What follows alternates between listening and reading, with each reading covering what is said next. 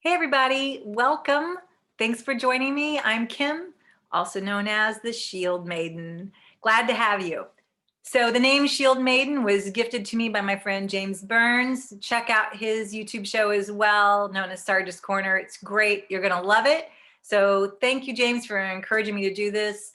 Actually, James was one of many friends who have been pushing me to do this for a while. So I'm finally stepping outside my comfort zone and doing it.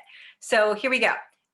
Shield Maiden, let's talk about that first. For those of you who aren't familiar, a Shield Maiden is someone who they believe in Viking times. And of course, hello, I'm about as Northern European as you can get. um, uh, she was a true warrior. The Shield Maidens in Norse and Vikings, they were the women who'd go out and literally do battle. They would be out there with their shields and they dove in fearlessly with so much courage and strength. And it didn't matter that they were women. They just knew it had to be done. And they just did what had to get done. They would protect their families. They protected their tribes. They did what they had to do. Today's society, there are a lot more shield maidens than people realize, I think. There are so many moms out there who are just diving in and doing what they have to do. And my hat's off to all of you. So a little bit about me. Been a single mom for 35 of the last 37 years. So raised two kids, and I have a granddaughter as well, who is the light of my life. In addition to that, I have several additional bonus kids, I call them. I have a tendency to collect kids, I guess you could say. I taught dance for over 40 years. So between that and my own kids' friends, I managed to always seem to have an extra teenager sleeping on my sofa at any given time for many years, whether it was for a night or two or for 6 or 7 months at a time or even a year or two. And I feel very blessed that they chose me when they needed someone to turn to. So my daughter refers to me as Omni Mom.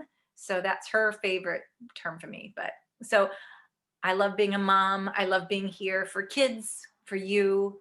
Um, and I just want to encourage all of you to follow your dreams. So I'm going to start out this episode with a little story of me following my dream and how it didn't happen quite so easily when I went to do battle for my dream. So I was coming out to Los Angeles and I was living in the Midwest at the time. And it was about the time that the housing market had crashed and everything tanked.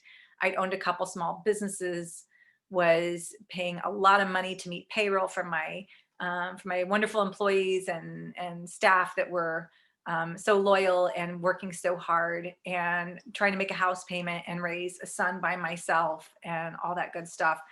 So I decided it was time to take the leap and move to Los Angeles because I work in film production and in hopes of earning a little bit of money to get me through another year. I decided to come out for a summer, but things were really tough. They were bad financially. I mean, it was bad. There's just no other word for it.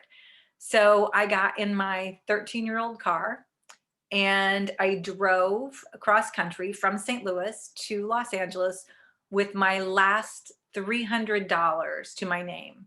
And I had my little cooler all packed and I had my pillow and my blanket in my car so I wouldn't have to get a hotel because I couldn't afford it.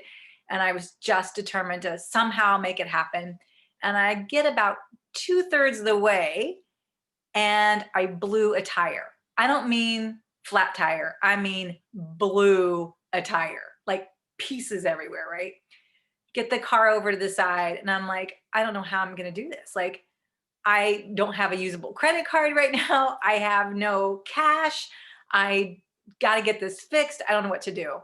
But I had OnStar on my car that I hadn't paid for in like 4 or 5 years. And I thought, I wonder if this still works because my spare tire required an air compressor. It was like a small car. And so you had to have an air compressor to blow up the spare tire to put it on. And I'm like, I'm out here in the desert, in the middle of nowhere.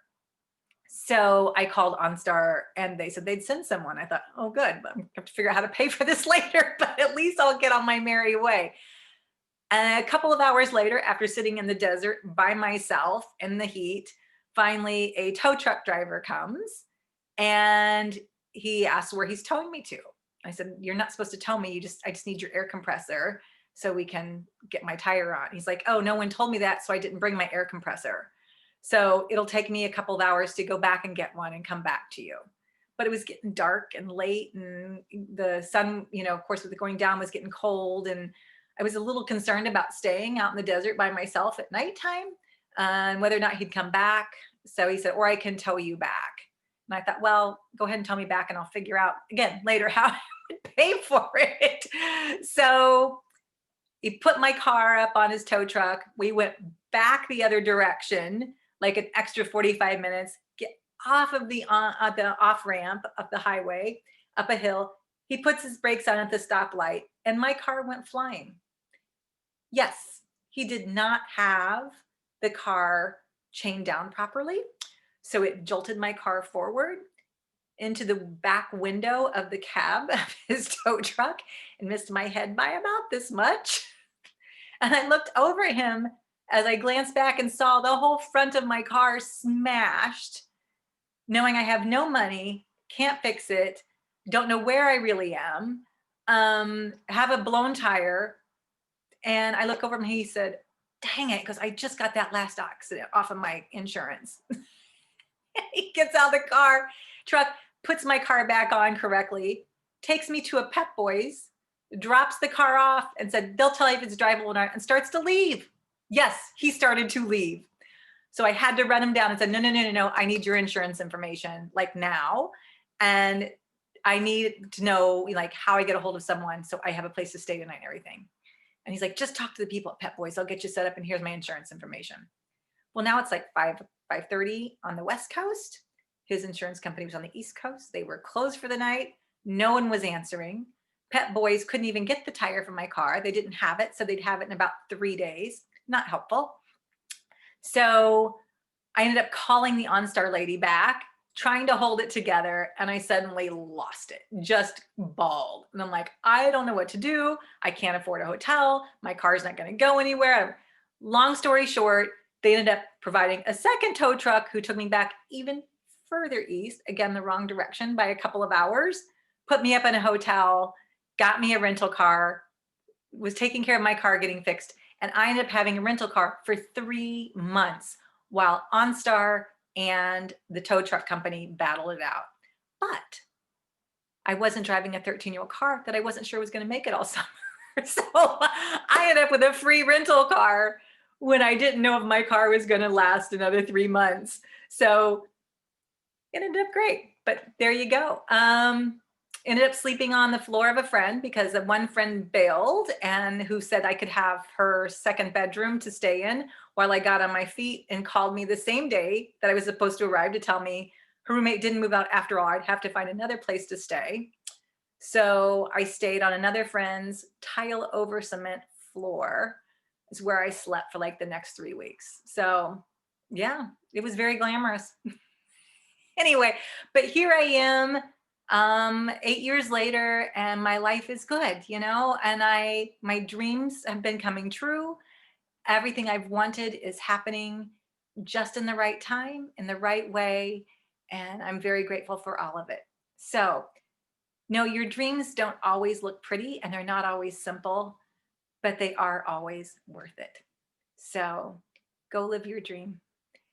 Comment below. Would love to hear from you. Would love to hear about your stories, what you've overcome, or what you'd like to talk about that can maybe help you have a little more sunshine and maybe a different perspective or insight in some difficult times. Okay? Take care.